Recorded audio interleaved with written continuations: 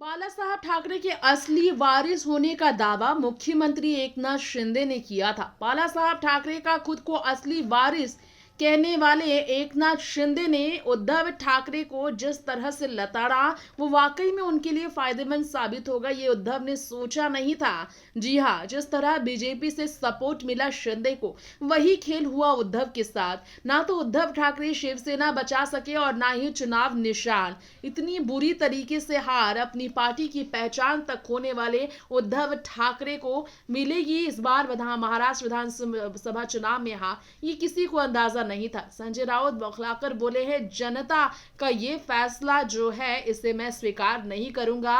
गद्दार को जीत मिले, जनता ऐसा कभी नहीं चाहेगी। जरूर कुछ ना कुछ गड़बड़ी हुई है।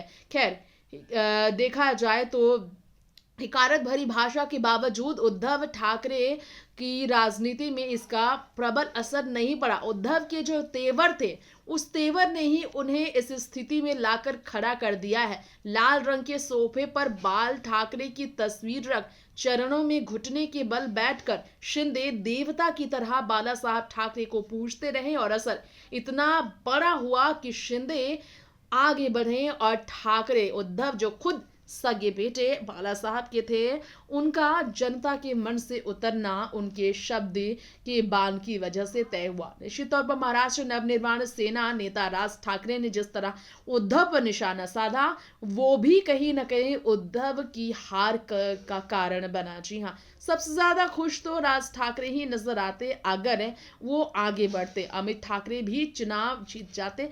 माहिम विधानसभा सीट पर उनके बेटे अमित तीसरे पायदान पर जो पहुंच गए, लेकिन स्थिति तो ऐसी है कि भाई भाई की इस लड़ाई का फायदा एकनाथ शिंदे को हुआ। सही कहा है किसी ने कि देखा जाए तो दो बहनों की लड़ाई में तीसरे को फायदा होता है, दो भाइयों की लड़ाई में तीसरे को फायदा होता है। यही कहानी भारत में इतिहास में दोहराती कई बार नजर आई और इस कहानी का एक सबसे बड़ा एग्जाम्पल महाराष्ट्र में देखने को मिला है।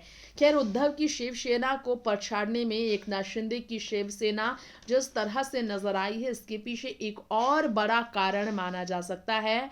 महागठबंधन महाविकास आघाड़ी के अंदर एनसीपी और देखा जाए तो उद्धव ठाकरे गुट के बीच नहीं, बल्कि उद्धव ठाकरे गुट और कांग्रेस के बीच की भिड़ंत, संजय राउत और नाना पटोले के बीच की जुबानी जंग, इसकी वजह से भी उद्धव ने सब खोया है। उद्धव ने शिंदे को ना जाने क्या कुछ नहीं कहा, लेकिन शिंदे ने उतना ही बोला जितना जरूरी था। जवाब में उन्होंने लहजा नहीं छोड़ा, जवाब में उन्होंने बाला साहब के नाम की हुंकार भरी। Next 9 news report.